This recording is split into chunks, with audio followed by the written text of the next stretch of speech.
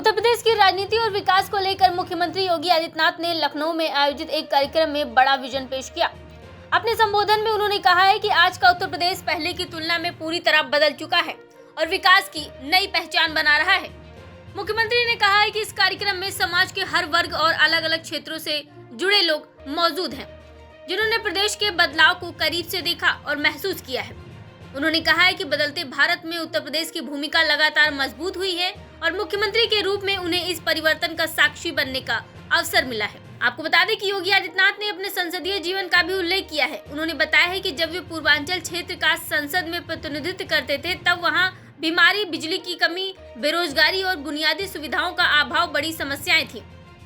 उस समय कई लोगों को लगता था कि ये समस्याएं कभी खत्म नहीं होंगी, लेकिन सरकार ने संकल्प के साथ काम किया और आज प्रदेश विकास के नए रास्ते पर आगे बढ़ रहा है। अपने भाषण के दौरान मुख्यमंत्री ने विपक्ष पर भी तीखा हमला बोला। उन्होंने आरोप लगाया है कि कुछ राजनीतिक दल और परिवार केवल सत्ता और अपने हितों की राजनीति करते हैं, जबकि आम जनता की समस्याओं से उनका कोई सरोकार नहीं है। उन्होंने कहा है कि जो लोग जमीन की वास्तविकताओं से दूर रहे हैं, वे गरीबों की पीड़ा को कभी नहीं समझ सकते। मुख्यमंत्री ने बिना नाम लिए विपक्ष के नेताओं पर निशाना साधते हुए कहा है कि कुछ लोग विदेश यात्राओं और राजनीतिक पर्यटन में व्यस्त रहते हैं, जबकि प्रदेश और देश के विकास के लिए लगातार काम करने की जरूरत है। उन्होंने आरोप लगाया है कि समाज को जातीय आधार पर बांटकर राजनीतिक लाभ लेने की कोशिश की जाती है, लेकिन अब जनता सब जान चुकी है और ऐसे प्रयासों को स्वीकार नहीं करेगी। योगी आदित्यनाथ ने कहा है कि उनकी सरकार का 9 वर्षों का रिपोर्ट कार्ड पूरी पारदर्शिता के साथ जनता के सामने है। उन्होंने दावा किया है कि कानून व्यवस्था, आधारभूत ढांचे, निवेश, रोजगार और जन कल्याण योजनाओं के क्षेत्र में उत्तर प्रदेश ने उल्लेखनीय प्रगति की है। अपने संबोधन के अंत में मुख्यमंत्री ने कहा है कि सरकार का लक्ष्य केवल वर्तमान उपलब्धियों तक सीमित नहीं है, बल्कि आने वाले वर्षों में उत्तर प्रदेश को देश की अग्रणी अर्थव्यवस्था और विकास का मॉडल राज्य बनाना है।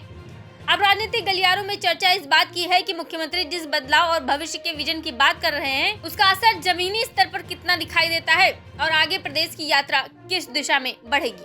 कौशल विकास अभियान के साथ जुड़े हुए सभी हमारे युवा साथियों, मैं सबसे पहले आप सभी को और प्रदेश भर के युवाओं को विश्व युवा कौशल दिवस की हृदय से बधाई देता हूं और आप सबकी उपस्थिति के लिए आपका अभिनंदन भी करता हूं। यूनेस्को ने इस वर्ष की जो विश्व युवा कौशल दिवस की थीम दी है, वह दी है skill for a shared future, यानी साझा भविष्य के लिए कौशल। मित्रों, हम सबको याद रखना होगा कि भविष्य तभी साझा होता है जब अवसर साझा होते हैं, और अवसर तब साझा होते हैं जब उस सोच की कोई सरकार हो। और देश की सबसे बड़ी आबादी का राज्य होने के नाते हमें इस बात पर गौरव की अनुभूति होती है कि देश के अंदर ही नहीं बल्कि दुनिया के अंदर सबसे ज्यादा युवा वर्क फोर्स हमारे पास है। और इस युवा फोर्स को अगर कोई मुझसे कहता है ये आपके लिए क्या चैलेंज नहीं है, मैं कहता हूं नहीं, यूपी की ये उपलब्धि है कि अपनी युवा शक्ति के बल पर ये हमारी डेमोग्राफिक डिविडेंड के रूप में हम इसका उपयोग करते हैं। हां, इस स्केल को स्किलिंग के साथ जोड़ करके हम यूपी की इकोनॉमी को अब आगे बढ़ाने का काम कर रहे हैं और आज उसके परिणाम हम सबके सामने आए हैं। मैं आभारी हूं आज के दिन पर प्रधानमंत्री मोदी जी का, जिन्होंने देश के अंदर पहली बार 2014 में आने के बाद स्किल डेवलपमेंट का एक मंत्रालय गठित किया और राज्यों को भी स्किल डेवलपमेंट के लिए प्रेरित किया। उससे पहले लोग इसको केवल सीमित कर देते थे, एक औपचारिकता रह जाती थी। स्किल डेवलपमेंट विभाग खुलने के बाद या मंत्रालय गठित होने के बाद उसने जो प्रगति की, अभी मैं उसके कुछ आंकड़े आपके सामने प्रस्तुत करूंगा। एक, जो मैंने कहा कि साझा भविष्य तब होता है जब उस प्रकार की सरकार भी होती है। उस सोच की सरकार होती है। –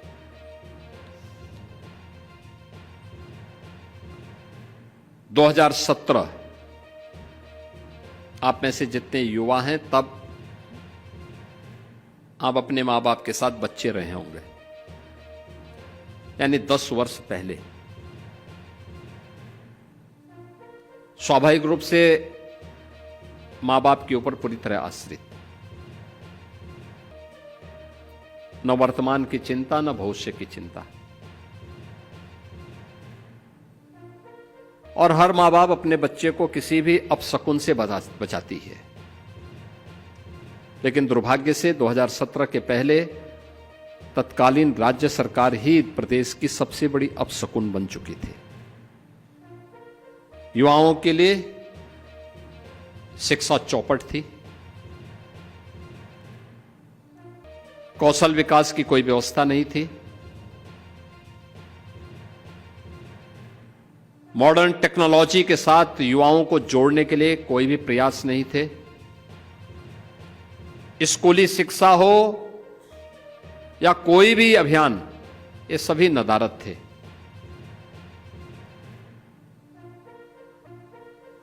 असुरक्षा का वातावरण था, न बेटी सुरक्षित थी, न व्यापारी सुरक्षित था। युवा के सामने पहचान का संकट था। अगर किसी ने कोई डिग्री ले ही ली, कहीं से कोई जा करके प्रयास करके कोई डिग्री, कोई डिप्लोमा, कोई सर्टिफिकेट प्राप्त कर भी दिया तो यूपी के अंदर तो काम नहीं था, यूपी के बाहर जाता था तो यूपी के नाम पे लोग वैसे चिढ़ते थे, इसलिए यूपी के बाहर कोई सम्मान भी नहीं था। ये पहचान का संकट था। सरकारी नौकरी पर एक खानदान का अधिकार था। या तो नौकरी निकलती नहीं थी, नौकरी निकल गई तो चाचा भतीजे की जोड़ी वसूली के लिए भी निकल पड़ती थी, और बिना पैसे के कुछ काम होता नहीं था। न्यायालय को स्टे करना होता था।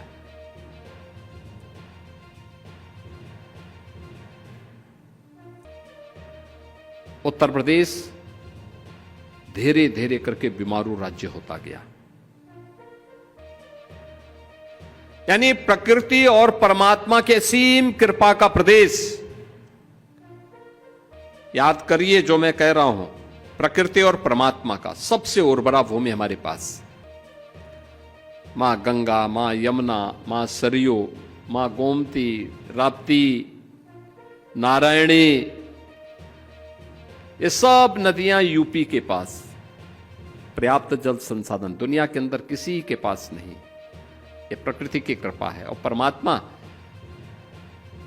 अयोध्या यहां, काशी यहां, मथुरा वृंदावन यहां, नेमी सारण्य यहां, विंध्यवासिनी धाम यहां, मां पाटेश्वरी धाम, मां शाकंभरी धाम, ये सब कुछ, महाकुंभ की धरती यूपी। तो प्रकृति और परमात्मा की असीम कृपा यूपी पे। सबसे अच्छा युवा, होनहार युवा, प्रतिभाशाली युवा, सबसे अच्छा अन्नदाता किसान, तब भी यूपी बीमारू हो गया। बीमारू यूपी नहीं हुआ था, तत्कालीन सरकार की मानसिकता बीमार थी। उनके कृत्य बीमारू मानसिकता के प्रतीक थे। युवाओं के लिए नौकरी नहीं,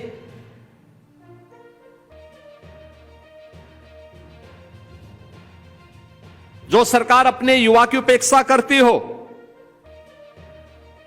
अपने कारीगर को प्लान करने के लिए मजबूर करती हो, अपने अन्नदाता किसान का अपमान करती हो, उस सरकार के लिए कोई जगह नहीं होनी चाहिए। और सरकार नहीं, वह सिस्टम के नाम पर एक कलंक है। और 2017 के पहले यही होता था। 2017 के बाद कैसे परिवर्तन हुआ, आपको मैं एक उदाहरण बताता हूं। लखनऊ में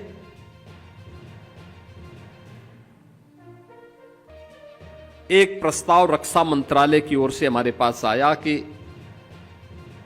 एक मिसाइल के लिए हमें जगह चाहिए। स्वाभाविक रूप से और भी जगह से कंपटीशन था, तो एक प्रस्ताव आया डीआरडीओ से कि अगर, और आदरणीय रक्षा मंत्री जी ने भी कहा कि फ्री में लैंड मिलेगा तो अच्छा रहेगा, क्योंकि हम चाहते हैं कि लखनऊ में हो निवेश। बहुत सारे लोग विरोध कर रहे थे। मैंने उस समय के अपने अपर मुख्य सचिव गृह, जो आज मुख्यमंत्री के सलाहकार के रूप में भी काम कर रहे हैं, अवनीश अवस्थी जी को मैंने कहा, अवस्थी जी थोड़ा देख के थोड़ा प्रयास करो कहाँ लैंड मिल सकती। कोरोना कालखंड था, तो लोग गए, इन्होंने एक जगह जमीन देखी, लगभग 200 एकड़ लैंड। कहा कि लैंड है, उसको हम तत्काल कर लेते हैं। हमने कहा आप लग करके इसको आगे बढ़ाइए। देखिए, कोरोना के समय में सारा काम चल रहा था। हमने 200 एकड़ लैंड रक्षा मंत्रालय को फ्री में उपलब्ध करवाई कि भाई आप लीजिए, ब्रह्मोस मिसाइल लखनऊ में बनाइए। वे लोग आए, वो लोग, क्योंकि उसमें से एक कुछ लोग ऐसे भी थे जो चाहते थे ये यहां से बाहर चाहे, कहीं और जगह लगे। हमने कहा नहीं, लखनऊ में लगेगा। और हमने कहा जो भी होगा हम देंगे। बहुत सारे लोगों ने कहा, रे साहब यूपी जैसे राज्य में आप कर रहे हैं। हमने कहा चिंता मत करिए, देखना इसका लाभ होगा। जब उनका कार्य प्रारंभ हुआ, वे लोग मिलने के लिए आए। उन्होंने कहा था हमारे लायक कोई सेवा। मैंने कहा ये काम करना, आपका जब ये ब्रह्मोस मिसाइल का बनकर के तैयार होगा, आप सिलेक्शन करेंगे तो यूपी के नौजवानों का सिलेक्शन करना, एक सेंटर में कहीं एक जगह करना। उन्होंने कहा साहब हम भी चाहते हैं। मैंने फिर से अवनीश अवस्थी जी को लगाया।